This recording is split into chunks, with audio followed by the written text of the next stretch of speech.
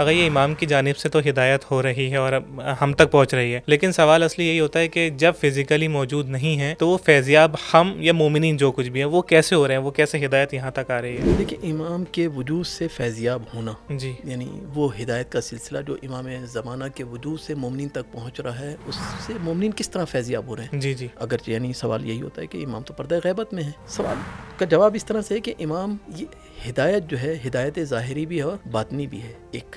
دوسری بات، ہدایت ظاہری کے لیے بہت ساری چیزوں کا ہونا ضروری ہے، لیکن باطنی ہدایت کے لیے ہونا ضروری نہیں ہے۔ مثلا امام کا ہونا ہدایت ظاہری کے لیے شاید ضروری ہو، لیکن ہدایت باطنی کے لیے امام کا ہونا ضروری ہے۔ امام کا تصرف، امام کا دائرہ کار یا امام کا دسترس رکھنا قلوب مومنین تک، یہ ہدایت باطنی کے لیے کافی ہے، ایک بات۔ دوسری بات یہ کہ بہت ساری چیزیں ایسی ہیں جس میں ہدایت کا مسئلہ ایسا سلسلہ ہے جس کے اندر حضور امام میں ہونا ضروری نہیں ہے کہ امام حاضر ہوں تب ہدایت ہوگی۔ اسی لیے اب دیکھ لیں تاریخ کے اندر کہ محمد بن مسلم امام باقر علیہ السلام کے صحابی اور اصحاب اجماع میں سے ہیں، ان پر اجماع ہے کہ ان کی روایت صحیح ہے۔ وہ جب آتے ہیں مدینہ پہنچ کر جو امام باقر سے ملاقات ہوتی ہے تو پہلا شکوہ یہی کرتے کہ مولا میں آپ کے محضر میں ہمیشہ نہیں پہنچ سکتا، کس طرح سے ہدایت حاصل کروں؟ وہاں پر بھی اسی بات کی طرف اشارہ کیا کہ ہمارے حضور میں آنا یا ہمارے پاس پہنچنا ہدایت کے لیے ضروری نہیں ہے، ہم ہوں نہ ہوں ہدایت کا سلسلہ جاری رہے گا۔ بس امام زمانہ اگرچہ پردہ غیبت میں، لیکن ہدایت کا سلسلہ جاری ہے۔ کس طرح سے جاری ہے؟ اب سوال یہ ہے، دیکھیں بہت ساری چیزیں ایسی ہوتی ہیں جو ہدایت کی راہ میں رکاوٹ بنتی ہیں، یعنی انسان اپنے اس کمال کے سفر کو طے کر رہا ہوتا ہے لیکن بہت ساری چیزیں رکاوٹ بن جاتی ہیں، وہ ہدایت کا سفر رک جاتا ہے۔ مثلا گناہ، انسان کے بہت سارے گناہ ایسے ہوتے ہیں جو آ کے اس ہدایت کے سفر کو روک دیتے ہیں۔ اس لیے روایت کے جملے کہ جب شب جمعہ یا روز جب مومنین کے اعمال امام کے سامنے پیش کیے جاتے ہیں، امام کیا کرتے ہیں؟ مومنین کے لیے استغفار کرتے ہیں، اور امام جب استغفار کرتے ہیں گناہ محو ہو جاتے ہیں، دھل جاتے ہیں، ختم ہو جاتے ہیں۔ ہدایت جو رکی ہوئی تھی وہ آگے بڑھ جاتی ہے، وہاں سے وہ سلسلہ آگے بڑھ جاتا ہے۔ یہ خود ایک کیا ہے؟ ہدایت کا سلسلہ ہے۔ کبھی کبھار قلب میں بھی وہ کیفیت آ جاتی ہے، لگتا ہے کہ کہیں سے کچھ مدد ہوئی ہے، شاید وہی ہدایت ہے امام کی جانب سے۔ بالکل ایسا ہی ہوتا ہے۔ بس اوقات انسان